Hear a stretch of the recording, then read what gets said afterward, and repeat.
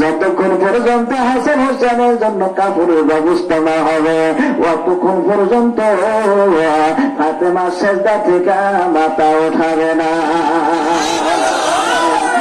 পর্দানিশী মা বোনেরা, সংসারের জন্য, ছেলে সন্তানের ভালোর জন্য, আলেম বানানোর জন্য, স্কুলে ভালো পড়াশোনা করার জন্য মা তুমি কয়দিন আল্লাহ দরবারে কান্দিস? ঠিক না ভাই? ঠিক। আল্লাহ দরবারে কান্দে না, তোমার সন্তানের কপাল আমার আল্লাহ মায়ের দোয়া খুলে দিয়ে, মায়ের দোয়া নিলে মায়ের দোয়াতে কি না হয় যেরকম, ঠিক না? মা যদি সন্তানদের জন্য অন্তর থেকে দোয়া করে, মাওলা আমার সন্তানের কথাবার্তা আমার মনটা খুশি, আমার সন্তানের আচার ব্যবহারে আমি খুশি হয়েছি, মাওলা তুমি খুশি হও। আল্লাহর পয়গম্বর বলে ওই সন্তানের প্রতি আমার আল্লাহ স্বয়ং খুশি হয়ে যায়। এই জন্যই মা বোনেরা, পর্দানিশী মা বোনেরা আল্লাহর কাছে কান্দেন একটা সন্তান আলেম বানানোর জন্য। আমি মোহাম্মদ শিহাবুদ্দিন হুমায়দি আপনাদের সামনে চাই বাংলা আলোচনা করতেছি। আপনাদের মনে কি চায় না আমার একটা সন্তান এরকম ভাবে সুন্দর করে মানুষের কাছে ইসলামী বাণী প্রচার করুক? চান কি চান না? আরো যেরকম চান কি চান না? আমার মা বোনেরাও চায় আমার সন্তান যদি আমার সামনে যদি ওয়াজ করে ওই মার করে যা ঠান্ডা হয়ে যায়, যেরকম ঠিক না?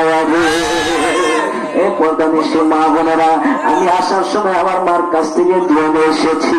যদি মাঝখানে নদী না থাকতো আমার মা এই ওয়াজ শোনার জন্য আসতো। আমি অর্থ চড়াইলাম চরণের মধ্যে যত মাহফিল করি আমার মা ওয়াজ শোনার জন্য, যে আমার বাবা নাই, ছোট্টকালে বাবা মারা গেছে, আমি খুব কষ্ট করে পড়াশোনা করে আলেম হয়েছি না ও মা, তাই তুমি চেষ্টা করে একটা সন্তানকে আলেম বানানোর জন্য।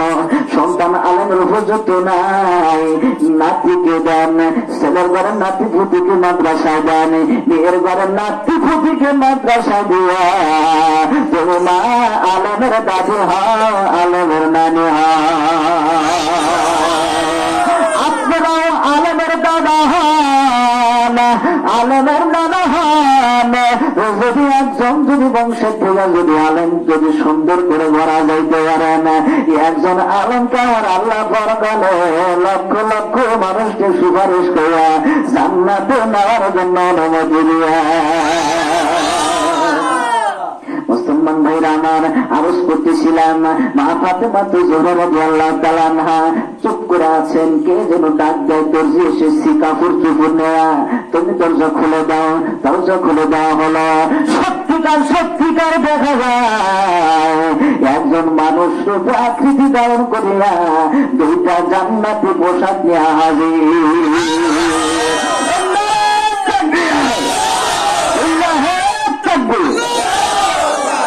কষ্ট হচ্ছে?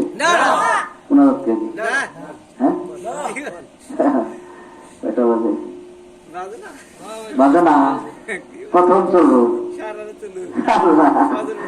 আল্লাহ আলহামদুলিল্লাহ। এই যে বলছাও হাদিস থেকে কথা বলতেছি, আল্লাহ পয়গম্বর বলেন যখন মানুষ নিয়াত করে সাথে সাথে সব জোরে বলছে করুক বা না করুক, বলছে সাথে সাথে নেকি, যদি করে ওইটা আল্লাহ 10 গুণ বাড়া দেয়। বলছো সারা রাত আমল নামায় লিখতেছে ফেরেশতা কিরামান কাতিবিন আছেন, লিখতেছে তুই সারা রাত ওয়াজ শুনলে যেই নেকি পাইতি, তুই যে জবান দেয়া বলছস তার আমল নামায় সারা রাত আমি ওয়াজ শোনার নেকি দিয়ে দিলাম। কষ্ট হচ্ছে?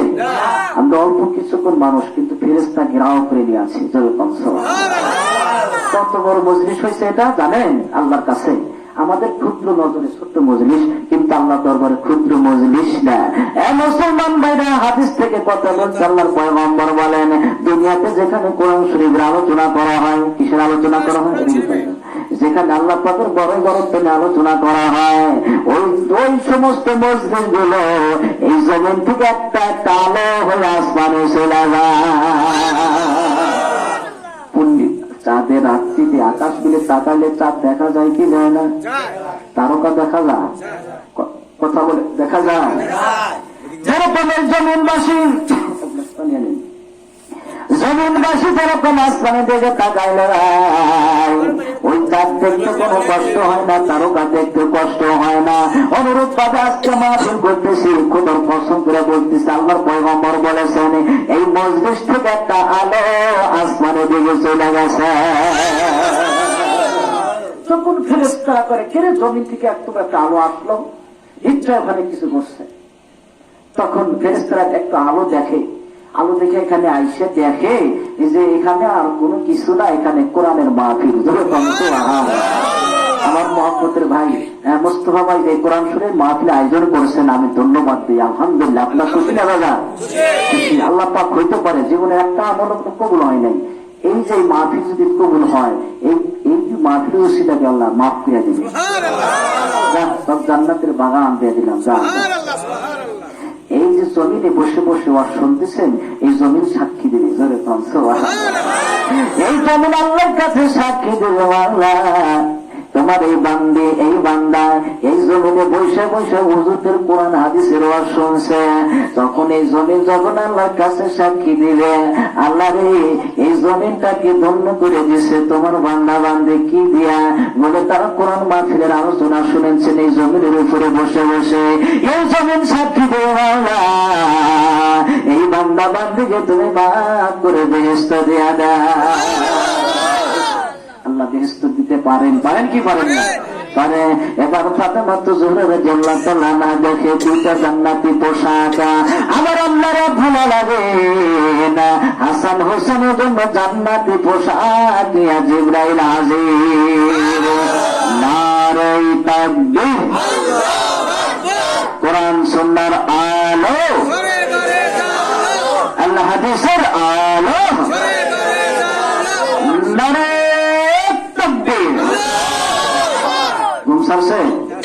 আলোচনা চলবে, চলবে ইনশাআল্লাহ। নবীজির সেজদা আছে, কোথায় আছে? কি জন্য? আবু জাহেল প্রশ্ন করছে, বাইতুল মুকাদ্দাস ফিলিস্তিনের মসজিদ, সেই মসজিদটা কিন্তু আমার কাফেরদের সাথে বিশাল দ্বন্দ্ব। ওই কাফের আবু জাহেল প্রশ্ন করছে, বাইতুল মুকাদ্দাসে কয়টা দরজা, কয়টা সিঁড়ি, কয়টা জানালা? মুসলমান ভাইরা আমার, এবার যখন বিশ্বনবী মুহাম্মদ রাসূলুল্লাহ ইজ্জতটাকে রক্ষা করার জন্য, মান ইজ্জত রক্ষা করার জন্য সেজদায় পড়ে গেছেন, আল্লাহ আমি তো বাইতুল মুকাদ্দাসে কয়টা দরজা, কয়টা সিঁড়ি, তা আমি কি জানালা গুনা গুনা দেখি না। আল্লাহ আমি বিপদে পড়েছি রে মাওলা, যতক্ষণ পর্যন্ত বিপদ থেকে উদ্ধার না করবা অতক্ষণ পর্যন্ত আমি সেজদা থেকে মাথা উঠাবো না। জোরে বলেন সুবহানাল্লাহ।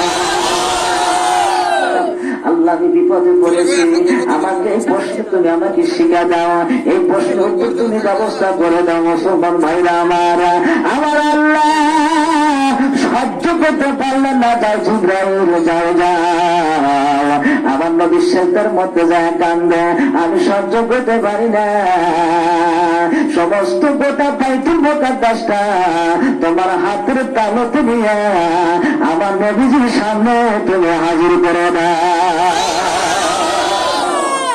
গোটা বাইতুল মুকাদ্দাস জিবরাইল আলাইহিস সালাম হাতের তালুতে উঠাইলেন। জোরে বলো সুবহানাল্লাহ। এটা কি অসম্ভব? এই জমিন থেকে প্রথম আসমান 500 বছর রাস্তা। কয়শো বছর রাস্তা? 500 বছর রাস্তা। জিবরাইল আলাইহিস সালামের 900 পাখা। কয়শো পাখা? এক পাখা 900 পাখা না, এক পাখা যদি একবার দিয়ে 2বার বাড়ে প্রথম আসমানে চলে যায়। জোরে বলেন সুবহানাল্লাহ। সেই জিবরাইল আলাইহিস সালাম কি বাইতুল মুকাদ্দাসটা হাতে তালুতে আনতে পারবে না? আল্লাহ পাক ক্ষমতা দিয়েছেন।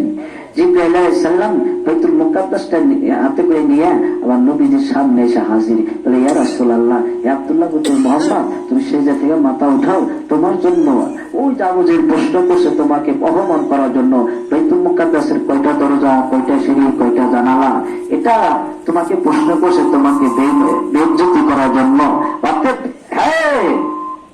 নবী আপনি সেজদা থেকে মাথা উঠান, আমি সমস্ত গোটা বাইতুল মুকাদ্দাসটা হাতের তালুক দিয়ে আমি তোমার কাছে হাজির করেছি, আমি এক এক সাইড ঘুরাবো আর তুমি গুনা গুনা বুঝলে প্রশ্নের উত্তর দিবা। জোরে কোন সুবহানাল্লাহ, আরো জোরে কোন সুবহানাল্লাহ।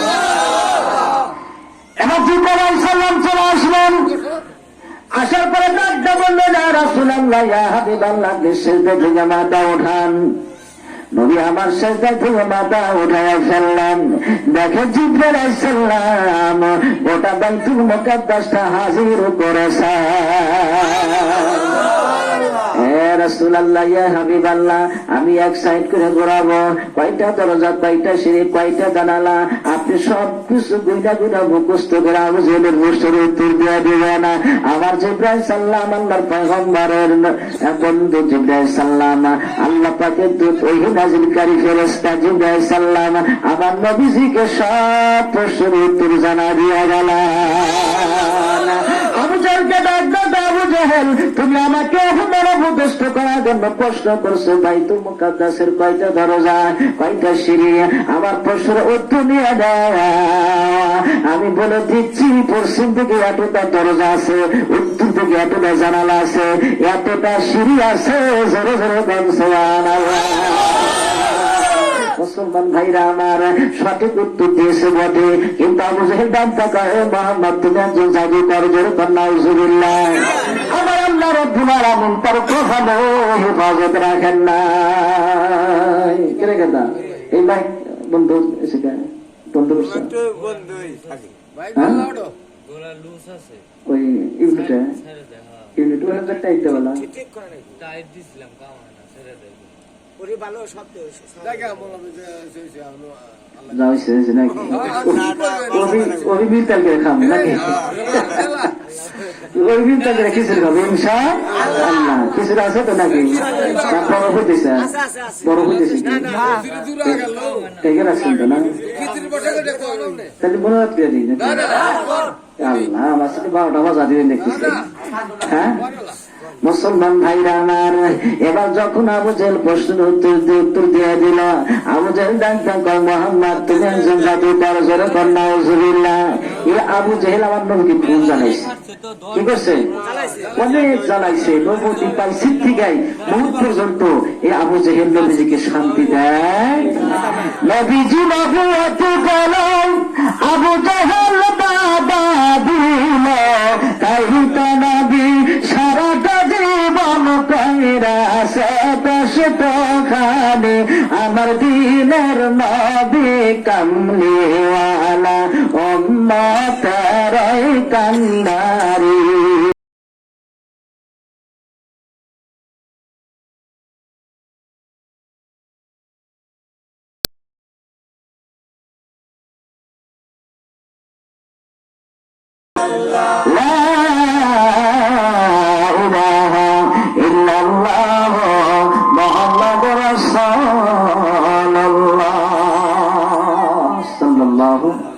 আমি যে জজ করতেছি আপনারা বুঝতেছেন, বেশি দূরের নাই তো, পাশাপাশি তো একই এলাকার মানুষ।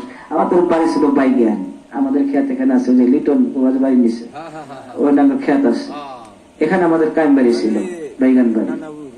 মুসলমান ভাইরা আমার আমার বাসা বুঝতেছেন তো, আমার বাসা বুঝতেছেন, কষ্ট হইতেছে, মনে মনে রাগ করতেছেন যে কি বক্তা নিয়ে আইছে। সুবহানাল্লাহ, নারায়ে তাকবীর, আল্লাহু তাকবীর। আল্লাহ সবাইকে কবুল করুন, আমিন বলুন।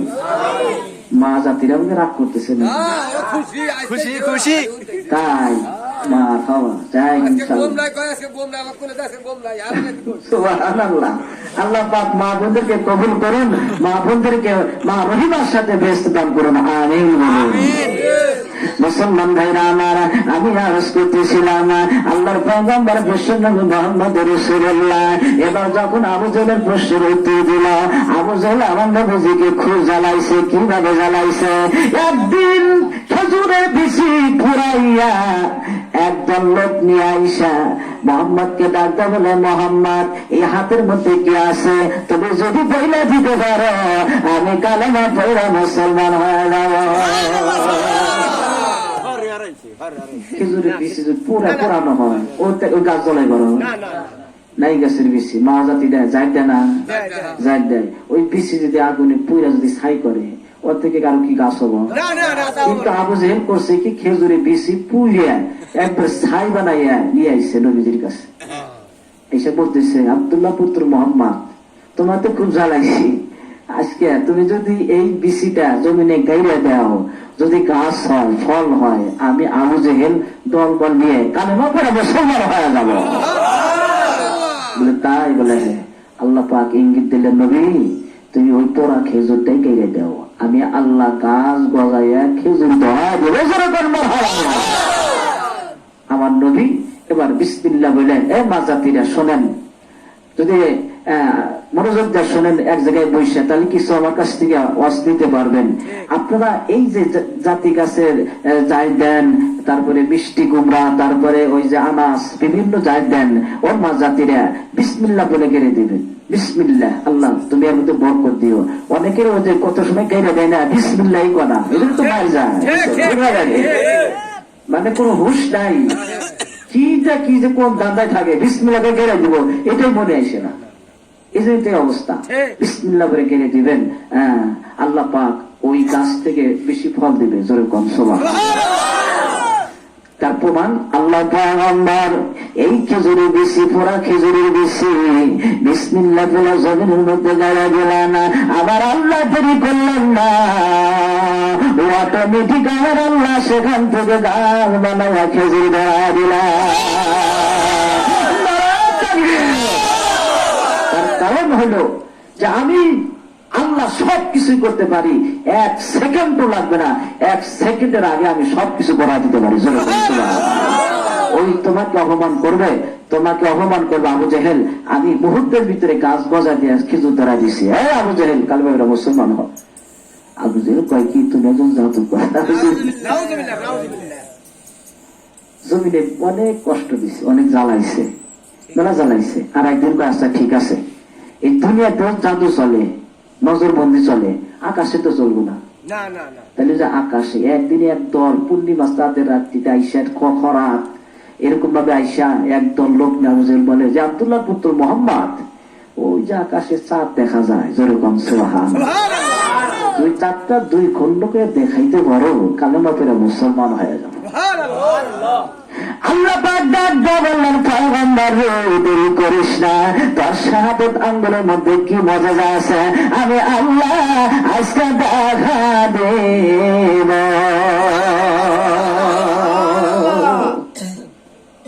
মুসলমান ভাইরা আমার, আল্লাহ নবী বিশ্ব নবী মোহাম্মদ রাসূলুল্লাহ এই শাহাদাত আঙ্গুলে কোন মন্ত্র নাই ভাই, এতে কথা বলেন, কোন জাদু মন্ত্র নাই। এরকম ভাবে শাহাদাত আঙ্গুলিটা এরকম ভাবে আকাশের দিকে দিলেন, যেরকম সুবহানাল্লাহ।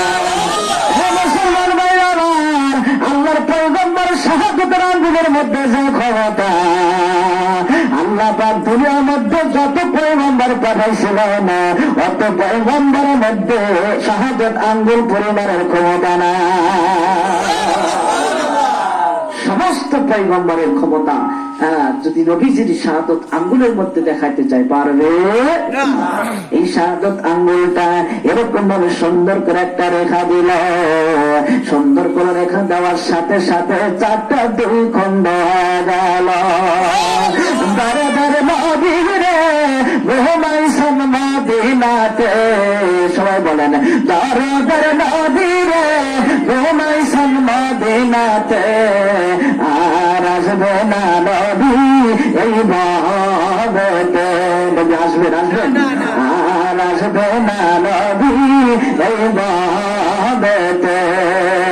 নবী তোমার মায়া দেখায়া কবর গাছ করিয়া, যেরকম মারহাবা, আরো যেরকম মারহাবা। নবী তোমার মায়া দেখায়া কবর গাছ করিয়া, দেখিলাম না দুই নয়নে, দেখিলাম না দুই নয়নে, আর আসবে না নবী এই ভাবেতে। আসবে নবী, বরকতের নবী, কি নবী?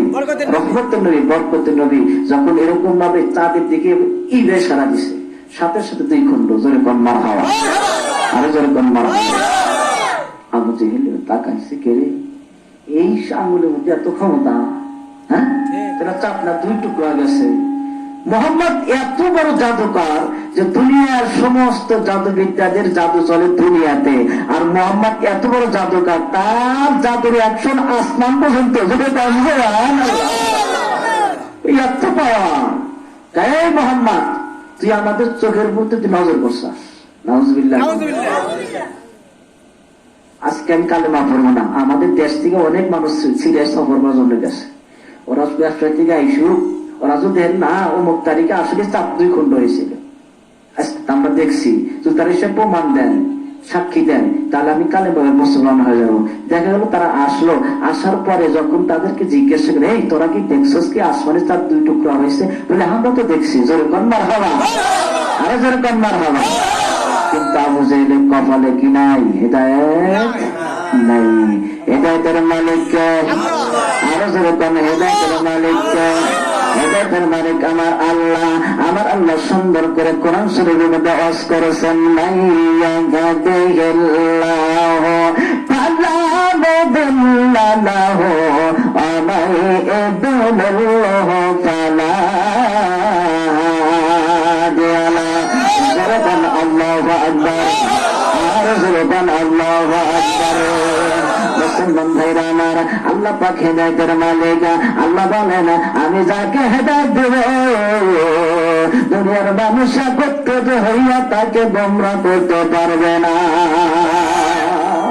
পক্ষান্তরে আমি যাকে গোমরাহ করব, পথভ্রষ্ট করব, দুনিয়ার মানুষ এক হইয়াও তাকে হেদায়েতে আনতে পারবে না। হেদায়েতের চাবিকাঠি কে? আরো জোরে বলেন, হেদায়েতের মালিক আমার আল্লাহ। এই যে অশুনতেছেন ভাই, অশুনতে হঠাৎ করে যদি একটা কথা যদি আমল অন্তরের মধ্যে ঢুকে যায়, আপনার জন্য হেদায়েতের জন্য যথেষ্ট। জোরে কোন ঠিক না? তার মানে হলো ভাই, একজন গরিব রাখাল মালিকের কাজ করে, গরু বাছুর নিয়ে তাকে নিয়ে রাখালি করে। এই রাখালি করে কিন্তু নামাজ পড়ার সময় পায় না। হঠাৎ করে তার দিলের মধ্যে জাগে গেল, আমি এই অবস্থার কতদিন কাটাবো, আমি কেমন বন্ধু হয়ে কবরে যাইতে পারবো না। এইটা ধারণা করতেছে। হঠাৎ করে একদিন তার মালিকের অনেক গরু, এই গরু নিয়ে মাঠের মধ্যে চলে গেছে। এই সুন্দর করে সিংহে দড়ি লাগাইয়া খোঁটা গেরা জায়গায় জায়গায়। এই যে আমরা যেরকম, আমাদের তো বোঝার কোনো কষ্ট হচ্ছে না, যেহেতু আমরা আপনাদের এলাকার মানুষ, আপনাদের বাসা নিয়ে আমি বলতেছি। কিন্তু আমি যখন বিভিন্ন দৃষ্টিতে যাই, যে অঞ্চলে যে বাসা, সেই বাসায় কোনো ইনশা আল্লাহ আমি সারা দেশ আমি সফর করছি। তার কারণ সারা বাংলাদেশ আমি 1 বছর চিল্লাই আসছিলাম। কয় বছর? 1 বছরই একটা আল্লাহ রাস্তায় ছিলাম। এরকম ভাবে উত্তরবঙ্গে ও দক্ষিণবঙ্গে সব জায়গায় আমার সফর হয়ে গেছে, সব জায়গায় চলে গেছে। তার মধ্যে 4 মাস ছিলাম আমি বিদেশি জামাতের সাথে ছিলাম। কয় মাস? 4 মাস আমি বিদেশি জামাতের সাথে ছিলাম। আরবি লোকদের সাথে সফর করছি। হাফসা বংশের লোক, হযরত বেলাল রাদিয়াল্লাহু তাআলা বংশের লোক। যেরকম সুবহানাল্লাহ, সেই বেলাল রাদিয়াল্লাহু তাআলা বংশের লোকের সাথে আমি চিল্লাল করছি। পাকিস্তানের পাটোয়ারি এলাকার লোকদের সাথে আমি কি করেছি, আমি জামাতের সময় লেগেছি। এরকম ভাবে ইন্ডিয়াতে